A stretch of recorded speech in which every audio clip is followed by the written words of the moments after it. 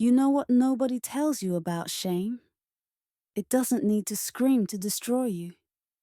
It just whispers the same lie every day until you believe it. And I believed it for 55 years. My name is Margaret Hayes. I'm 61 years old. I was born in 1964 in a small town in rural Kentucky. I'm a mother of 3, a grandmother of 6. I worked in school kitchens and cleaned houses for almost 40 years.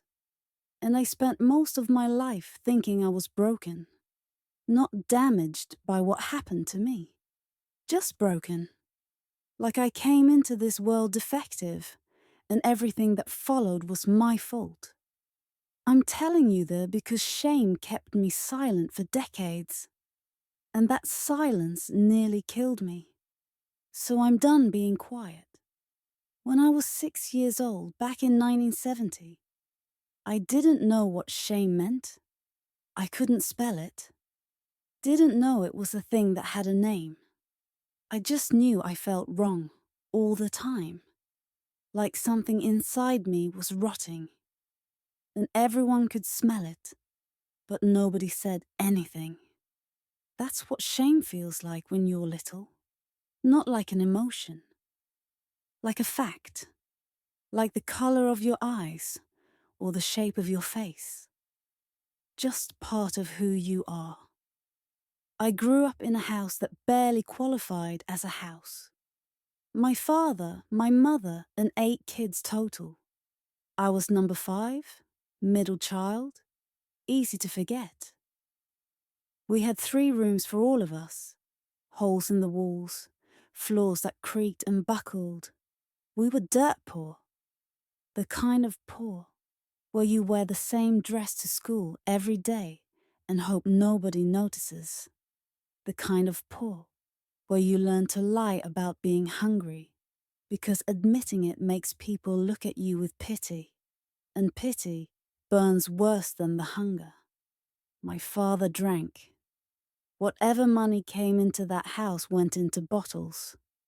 My mother worked herself half to death, picking tobacco and cleaning other people's homes, and we still went to bed with our stomachs growling most nights. I learned before I turned 7 that needing things made you a problem, that asking for food or attention or love was asking too much. So I learned to be quiet, to take up less space, to apologize for existing. That was the first layer of shame, before the hitting started, before the other things happened. Just from being poor and unwanted and in the way. Shame is different from guilt. I didn't know that back then, but I know it now. Guilt says you did something wrong. Shame says you are something wrong. And when you're a child and terrible things keep happening to you, your brain can't process blame correctly. It can't point at the adults and say, they're hurting me, and that's not okay. Because if the adults in your life aren't safe, then the whole world isn't safe. And a child's brain can't survive that level of terror. So it does something twisted. It flips the script. It makes you the villain. Makes you the reason. Because if you're the cause of the bad things, at least there's some logic. At least it makes sense. You can try to be better. Try to fix yourself. And maybe, just maybe, the bad things will stop. But they don't stop. Because it was never about you. But you don't know that when you're 6. You just know you must be doing something wrong. Must be bad somehow. And that feeling sinks in deep. Gets into your bones. Becomes the foundation of everything you believe about yourself.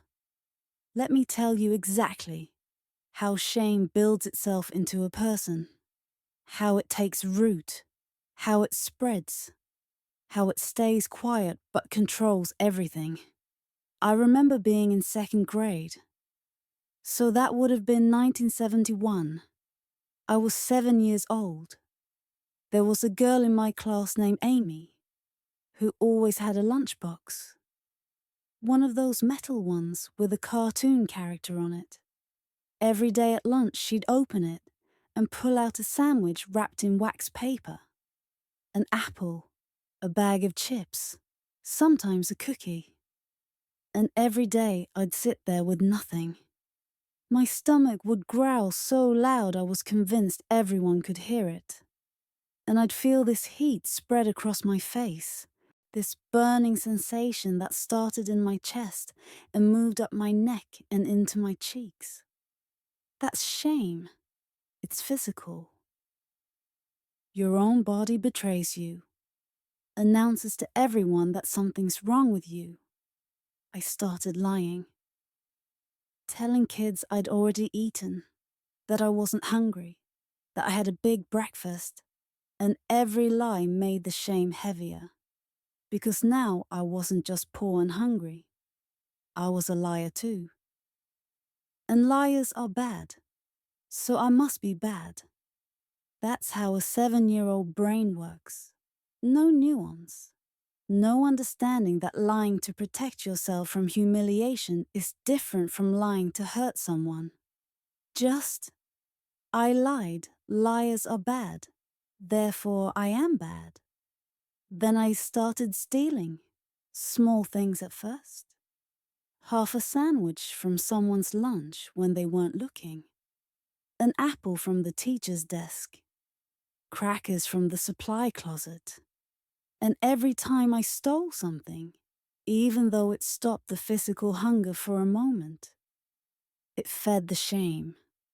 Because now I was poor, a liar, and a thief. The evidence was piling up. I really was a bad kid. I really did deserve whatever happened to me. The beating started around that same time. My father hit all of us kids, but he hit me more than the others. I still don't know why. Maybe I looked like someone he hated. Maybe I cried too much. Maybe I reminded him of his own failures. I stopped trying to figure it out after a while. I just learned the survival skills. How to read his moods. How to make myself scarce when he'd been drinking. How to curl up tight and protect my head when the blows came. How to not make noise because noise made it last longer. When someone beats you regularly, your brain does something strange. It starts living in constant anticipation of pain, even when the person isn't around, even when you're alone in your room at night. Your muscles stay tight. Your stomach stays knotted. You can't relax. Because relaxing means you might miss the warning signs, might not see it coming. So you stay coiled, ready, tense, always. And somewhere in all that fear and tension, shame moves in and makes itself at home. Because you start running these calculations in your head. If I were quieter, he wouldn't get angry. If I were better behaved, he wouldn't need to hit me. If I were a good daughter, this wouldn't happen. You don't think, he's an adult man beating a small child and that's wrong. You think, I must be doing something to cause this. And once you believe that, once you accept that the abuse is somehow your fault, the shame has won. It's established itself as truth in your mind. I remember one specific incident. I must have been 8, maybe 9. I was washing dishes and one slipped out of my hands, just fell and shattered on the floor. And the sound of that plate breaking made my entire body freeze. Because I knew what was coming. My father came into the kitchen and he didn't ask what happened. Didn't check if I was hurt by the broken pieces. He just started hitting me. Belt, fists, whatever was closest. And while he was hitting me, while I was curled up on that floor with shards of plate cutting into my knees. You know what I was thinking? I deserve this. I'm clumsy. I'm careless. I broke something we can't afford to replace. Not this is abuse. Not a grown man is beating a child over an accident. Just, I'm bad, and this is what bad children get. That's how shame rewrites your entire understanding of cause and effect. It makes violence seem reasonable, makes cruelty seem like justice. And you become complicit in your own abuse because you believe you've earned it. But the beatings weren't the worst of it. The worst came later. The kind of abuse I didn't have words for. Still barely have words for even now, at 61. I was 8 years old the first time. Maybe I just turned 9. The specifics are fuzzy because I think my brain protected me by blurring the details. But I remember the feeling. I remember what it felt like to realize my body wasn't mine, that someone could just take from me, and there was nothing I could do to stop it. I remember the confusion, because it didn't hurt the same way the beatings hurt. It was wrong in a different way, a way that made my skin crawl, a way that made me want to peel myself out of my own body and run away and never come back. And after, the shame was so thick I thought I'd choke on it. It filled my throat, sat on my chest, made it hard to breathe. I didn't tell anyone. Not my mother, who was too exhausted to see anything anyway. Not my sisters, who were dealing with their own survival. Not anyone. Because deep in my gut, I believed I'd done something to cause it. That I'd been bad in some way I didn't understand. That this was punishment for being the wrong kind of girl. That's what shame does after sexual abuse. It makes you the guilty party. Makes you protect your abuser. Because telling someone means admitting out loud what happened. And admitting it makes it real in a way that's unbearable. So you swallow it. You bury it. You carry it around like a stone in your stomach. And you never, ever let anyone see it. My brain learned a trick during those times. A survival mechanism I didn't know existed. It learned to split, to disconnect. I'd be there physically, but gone mentally. Like I was watching from the ceiling. Like it was happening to someone else's body, and I was just observing. I didn't know this was called dissociation. I didn't know other people did it too. I just knew that when things got really bad, I could float away, go somewhere else in my head. And that became my primary defense. When the world was too much, when the fear or pain or shame was too overwhelming, I just left, checked out, went numb. But here's what nobody tells you about that coping mechanism. Once your brain learns to do it, it keeps doing it, even after the abuse stops, even decades later. Anytime you feel threatened or overwhelmed or emotionally flooded, your brain hits the eject button. You go numb. You dissociate. You can't stay present in your own life. And people think you're cold, detached, unfeeling. But really, you're just doing what your 8-year-old brain learned to do to survive. You're protecting yourself the only way you know how.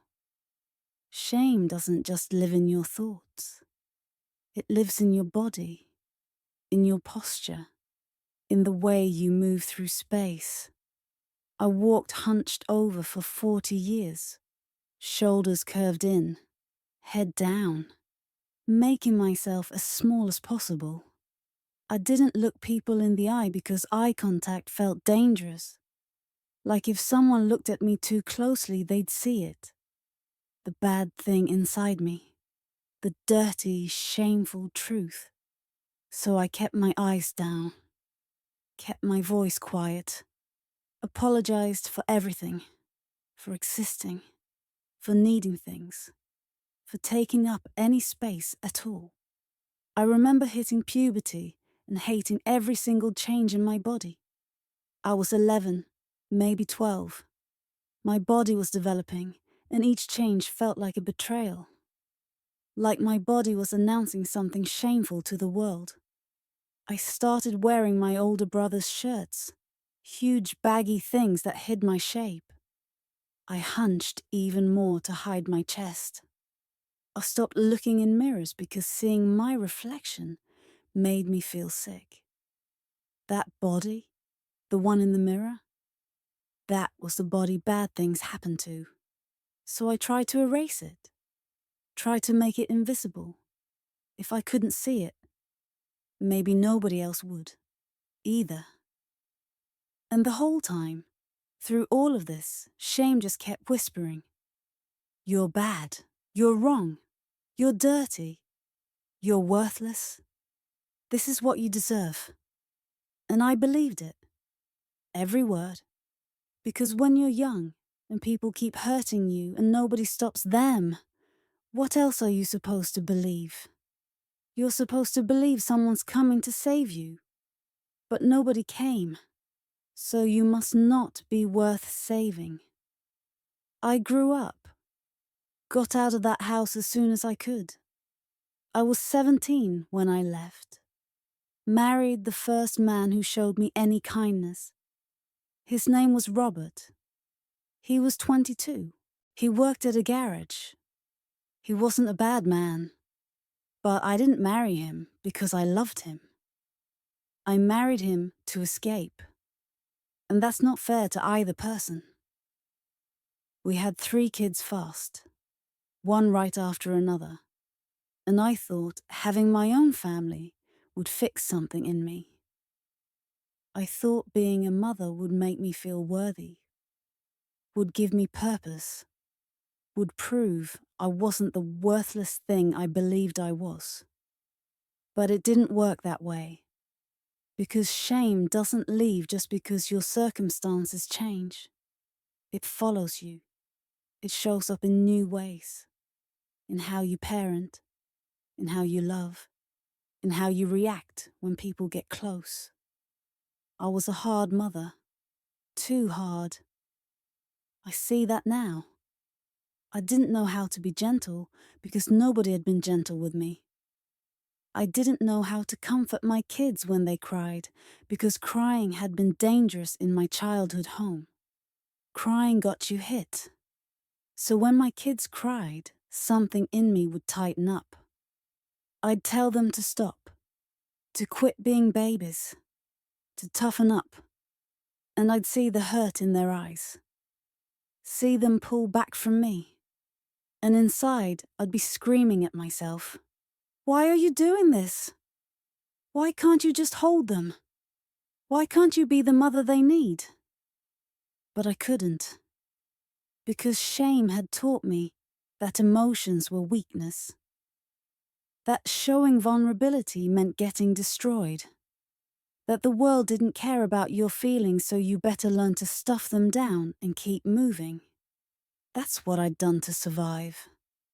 And that's what I was teaching my children. And I hated it. But I didn't know another way. My oldest, Sarah, she was a sensitive kid.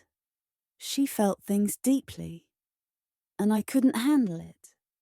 When she'd come to me crying about something, some problem at school or some hurt feeling, I'd shut her down. I'd tell her it wasn't that big a deal, that she was being dramatic, that she needed to be stronger. And every time I did that, every time I dismissed her pain, I could see her building her own walls, learning her own shame. And I was the one teaching it to her, passing it down like some awful inheritance. Shame makes you repeat patterns. Even patterns you swore you'd never repeat. Even things you hated about your own childhood. Because shame convinces you that you're fundamentally bad, and bad people do bad things, so why fight it? It's a trap, a cycle, and most people don't even realize they're in it until the damage is done.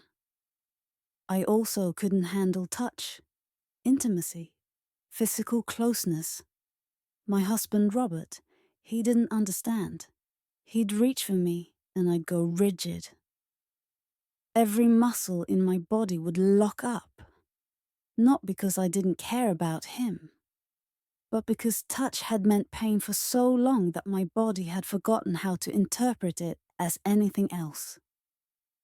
Every touch felt like a threat. Every moment of closeness felt like danger approaching, and I couldn't explain it. Not to him, not even to myself. I just knew I wanted to be loved, but couldn't stand to be touched. We'd fight about it. He'd say I was cold, frigid, that I didn't really love him, that something was wrong with me. And he was right. Something was wrong with me.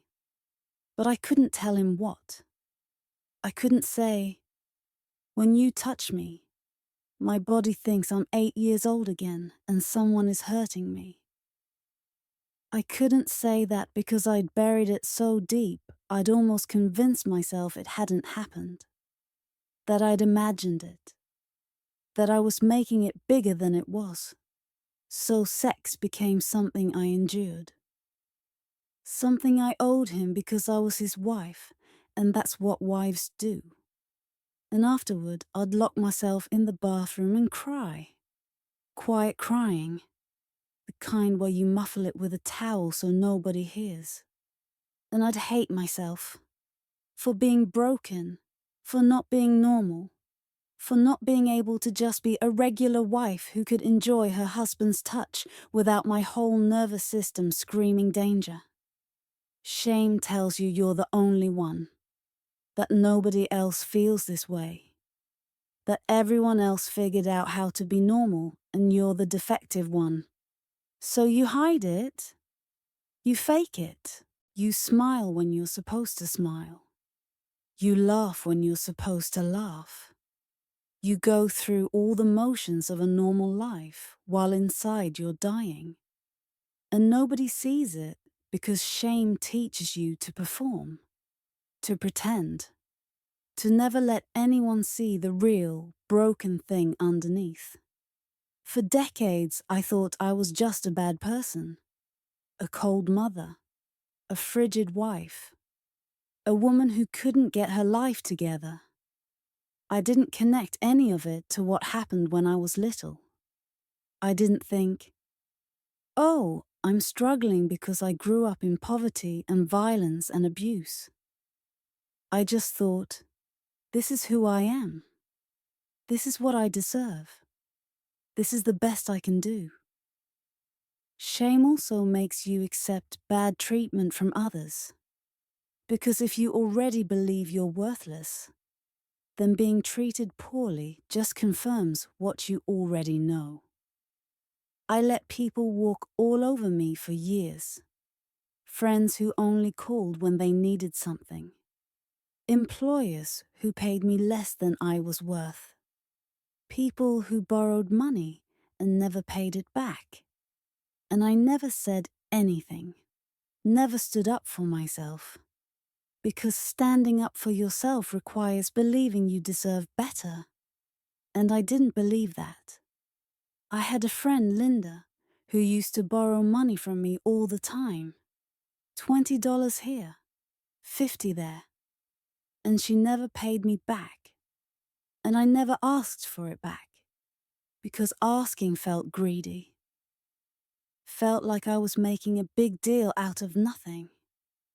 Even though we were broke. Even though I was stretching every dollar to feed my kids. I'd give her the money and then go without groceries so we wouldn't overdraw the bank account. But I couldn't ask for it back because shame told me I didn't deserve to have boundaries. That asking for what was mine made me a bad person. And the truly cruel thing about shame is that it feeds itself. Every time you don't stand up for yourself, you feel more ashamed. Every time you let someone hurt you, you think, see, I really am worthless. I really do deserve this. It's a downward spiral, and once you're in it, it's so hard to claw your way out. My kids grew up, left home, started their own lives, and I thought I'd feel relieved. Thought maybe with them gone I could finally relax. But instead I felt more alone than ever. Because I'd spent so much energy just surviving, just getting through each day, that I'd never built anything real. Never built real friendships. Never pursued interests or hobbies. Never developed any sense of who I was beyond mother and wife. And when those roles ended or changed, there was nothing left. Just me. And I didn't know who that was. Robert died when I was 54. Heart attack. Quick. He was there one morning and gone by that afternoon. And I felt guilty because my first emotion wasn't sadness. It was relief. Relief that I wouldn't have to perform anymore. Wouldn't have to pretend to be okay. Wouldn't have to endure touch I didn't want. And then I felt ashamed for feeling relieved. What kind of monster feels relief when their husband dies? A bad person. A broken person. Me. After he died, I isolated even more. I'd go to work, come home, watch TV, go to bed. That was it. Day after day, year after year. My kids would call and I'd tell them I was fine. They'd invite me to things and I'd make excuses. Because being around people meant pretending, meant performing, meant hiding the shame and the brokenness. And I was so tired of hiding. So I just stayed home, stayed small, stayed quiet, like I'd learned to do when I was 6. One of my daughters, Sarah, the sensitive one, she tried to reach out more than the others. She'd come visit, bring her kids, try to connect. And I'd let her in the door, but I wouldn't let her in. Not really. I'd make coffee, ask about her life, play with the grandkids for a bit. But I kept her at arm's length, kept everyone at arm's length, because letting people close meant risk, meant they might see the real me, the shameful, damaged, worthless me. And I couldn't bear that. She confronted me once. Sarah. She was in her 30s. We were sitting in my kitchen and she just came out and said it. Mum, why won't you let me in? Why have you always kept me away? What did I do wrong? And I had no answer, because the truth was too big, too painful. The truth was that I was keeping her away to protect her from the brokenness in me, to protect her from seeing what I really was. But I couldn't say that. So I said nothing. And she left thinking I didn't care, that I didn't love her. And I let her think that because it was easier than telling the truth. That's what shame does. It cuts you off from the people you love most. It makes connection impossible because connection requires vulnerability. And shame has taught you that vulnerability equals destruction. So you stay behind your walls, alone, safe, convinced it's better this way. Convinced that if people really knew you, they wouldn't want you anyway. I went on like that for years, working, existing, going through the motions, not really living, just surviving, like I'd been doing since I was 6 years old. Shame was so much a part of me. By that point, I didn't even recognize it as separate from myself. It was just who I was. The broken woman who couldn't connect, who couldn't love right, who couldn't be normal. And then something happened that changed everything. I was 60 years old, just had my birthday, and I went to the doctor for a regular checkup. Nothing special, just routine blood work and questions.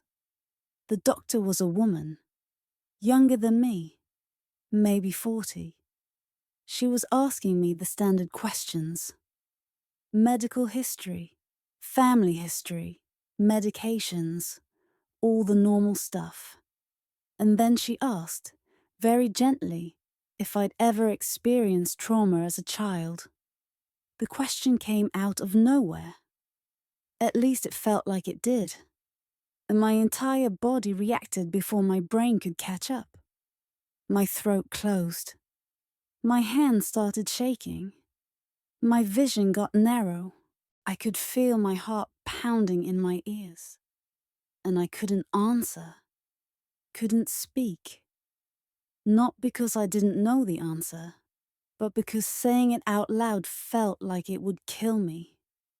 Like if I opened my mouth and let the truth out, I would shatter into a million pieces and never be able to put myself back together. The doctor didn't push. She just sat there, waiting, not uncomfortable with the silence, just present. And after what felt like forever, I nodded, just barely, just a tiny movement of my head. And she said very quietly, "I'm sorry that happened to you. It wasn't your fault. It wasn't your fault." 5 words. I'd heard those words before, read them in articles, heard them in movies, but hearing them directed at me from someone looking me in the eye, from someone who seemed to really mean it, something inside me cracked. Something that had been frozen for 55 years started to thaw.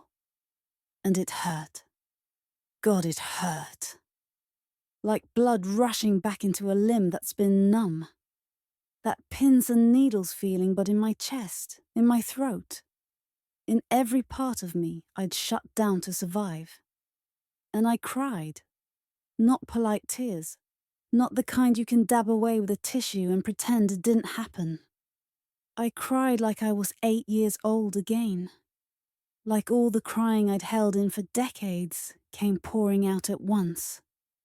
Big, gasping, choking sobs. The kind that shake your whole body. The kind that hurt coming out. And I couldn't stop. Couldn't control it.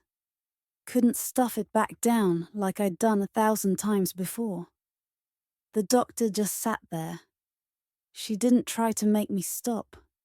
Didn't tell me it was okay. Didn't do any of the things people usually do when someone's crying. She just handed me a box of tissues and waited. Let me cry it out. And when I finally stopped, when the sobs turned to hiccups and the hiccups turned to shaky breathing, she said it again. "It wasn't your fault. And I'm sorry nobody told you that when you were little. I'm sorry you've been carrying this alone." That's when I understood, really understood. Shame had been running my entire life. Every decision, every relationship, every moment I'd made myself small or held myself back, or believed I didn't deserve good things. All of it came from shame. Shame that started when I was too young to fight back, too young to understand, too young to know that what was happening wasn't normal, wasn't okay, wasn't my fault. Shame grows in silence, in secrets, in the things we can't name. And it stays powerful because it convinces us that speaking it out loud will make things worse, that we'll be judged, rejected, seen as broken. So we keep it inside. We protect it. We carry it, and it eats us alive from the inside out. But sitting in that doctor's office at 60 years old, something shifted. Not everything, not overnight, but something. A crack in the armor, a tiny opening that let some light in. And for the first time in my life, I thought maybe, just maybe, I didn't have to carry this alone anymore. The doctor gave me a referral to a therapist I almost didn't go. Made the appointment and then almost cancelled it 3 times. Because talking to a stranger about this stuff felt impossible. Felt dangerous. Felt like it would confirm everything I believed about myself being broken. But I went. Mostly because I didn't know what else to do. I was 60 years old, and I'd wasted my whole life being afraid. And I was tired. So tired. The first session I barely said anything. Just sat there crying. The therapist, her name was Dr. Patterson, she didn't push. Just like the doctor hadn't pushed. She just made it clear that the space was mine. That I could use it however I needed. And slowly, over weeks and then months, I started talking. Started saying out loud things I'd never said to anyone. Things I'd barely admitted to myself. And here's what I learned. What happened to me wasn't my fault. The abuse, the neglect, the poverty. None of it was because I was bad or wrong or deserved it. It happened because the adults in my life failed. Because my father was a violent drunk. Because my mother was too broken herself to protect us.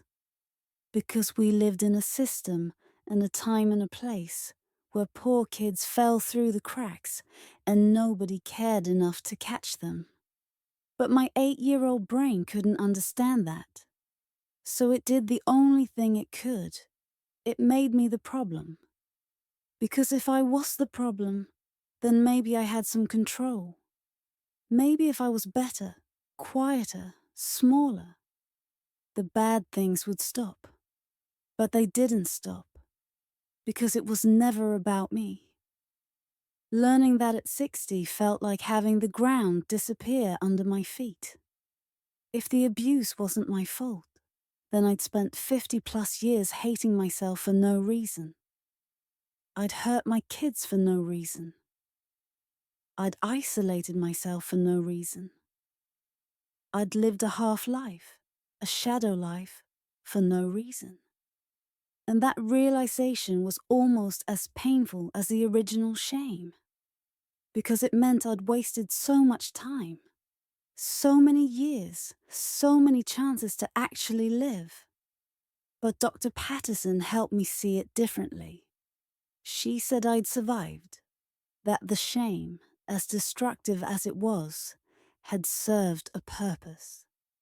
It had kept me functioning when I should have fallen apart. It had given me a framework, even a twisted one, to make sense of chaos. And now that I was safe, now that I was away from the people who hurt me, I could start letting it go. Piece by piece. Not all at once, but gradually. I started telling my kids, not all at once. Not in one big dramatic confession, but bit by bit. I told Sarah first. We met for coffee and I just said it. I need to tell you why I was the way I was. Why I couldn't be the mother you needed.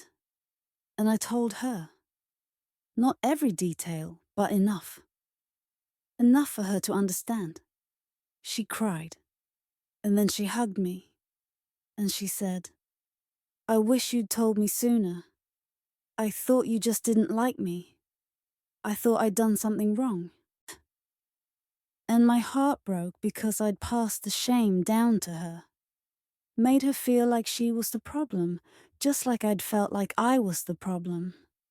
The cycle had continued even though I'd tried so hard to break it. But telling her, saying it out loud, It loosened something in me, made the shame a little less solid, a little less true, because shame loses power when you speak it, when you stop protecting it, when you drag it out into the light and let someone else see it and they don't run away. They don't confirm that you're as terrible as you thought. They just see you, the real you, and they stay. I'm 61 years old now, and I'm still learning how to live without shame running the show. It's not easy. Some days I slip back into old patterns, old ways of thinking. I catch myself apologizing for taking up space, making myself small, assuming I'm the problem. But now I recognize it. I see it for what it is. Not truth, just an old wound that still aches sometimes. Shame after abuse isn't something you choose. It's not a moral failing, it's a survival response. It's what your brain does when you're too young and too powerless to fight back. When you're trapped in a situation where the people who are supposed to protect you are the ones hurting you.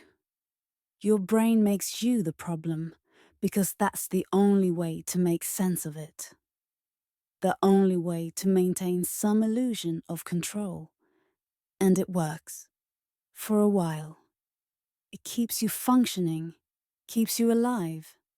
But it also keeps you small, keeps you from living fully, from trusting fully, from believing you deserve to take up space in the world. If you're carrying shame like this, if you've spent years or decades believing you're fundamentally broken or wrong or bad, I want you to know something. It wasn't your fault. Whatever happened to you, whatever was done to you, whatever you've been telling yourself all these years, it wasn't your fault. You were a child. You were powerless. And the shame you feel isn't evidence that you did something wrong.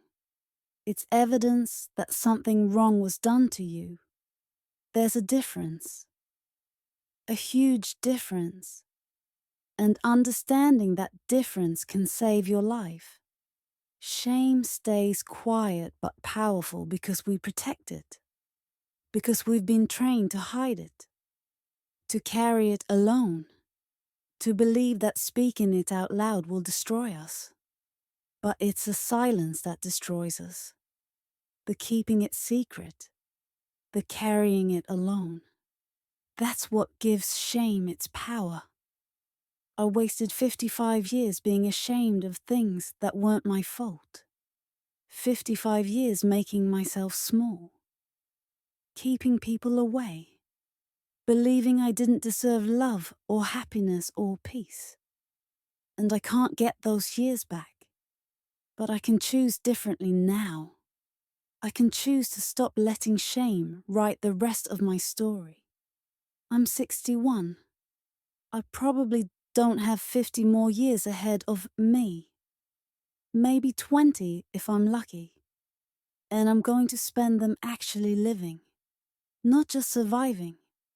Actually connecting with my kids and my grandkids. Actually letting people in. Actually believing that I deserve to be here. To take up space. To be seen. It's hard. Some days it feels impossible. But it's also liberating in a way I can't fully explain. Like I've been walking around with 100-pound weight on my back my whole life, and I'm finally allowed to set it down. My shoulders are so used to the weight that standing up straight feels strange. Foreign, but also right. Finally right. If I could go back and tell that little 6-year-old girl anything, I'd tell her she wasn't dirty. She wasn't bad. She wasn't the problem. I'd tell her that what was happening to her was wrong, that she deserved to be protected, to be safe, to be loved without having to earn it, without having to be perfect or quiet or invisible.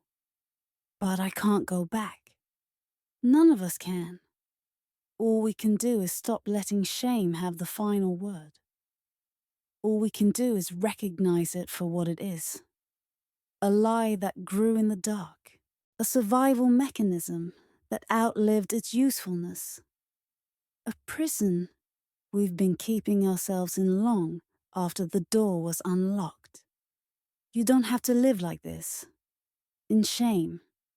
In silence.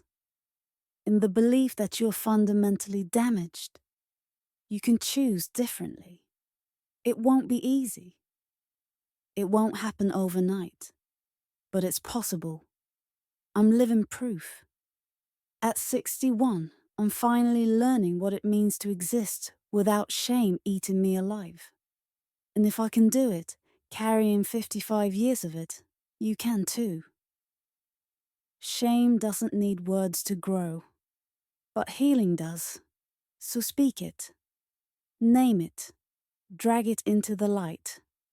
And watch it lose its power bit by bit. Because you deserve to live a life that isn't defined by things that were done to you when you were too small to fight back. You deserve more than survival. You deserve to actually live. And maybe that's where we all start. By saying the things we've kept quiet. By naming the shame for what it really is. By understanding that the broken feeling isn't who we are. It's just what was done to us. And we can choose to stop carrying it. If this helped you understand something, watch the next one.